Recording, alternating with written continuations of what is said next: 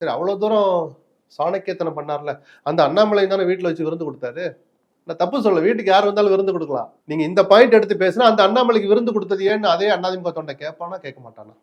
நீக்க வச்சா நீக்கிற அளவுக்கு வெறுப்பை காட்டிய ஒரு நபரை நடு வீட்டுல உட்கார வச்சு விருந்து கொடுத்தீங்களே ஏன்?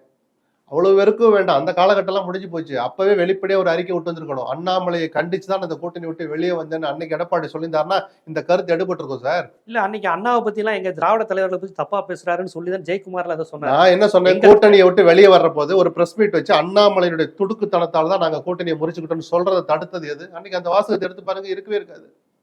தமிழ்நாட்டு நலன் கருதி தொண்டர்களின் ஒருமித்த கருத்துன்னு தான் அந்த வார்த்தை இருக்கும். அதுல எடப்பாடி வெளியில வந்து பிரஸ பாக்குறப்போ அந்த வார்த்தை தொண்டர்களின் ஒருமித்த முடிவு. அதனாலதான் அண்ணா தலைமை கழக வாசல்ல வெடி போட்டாங்க. நீங்க அந்த வீடியோக்குள்ள எடுத்து பாருங்க.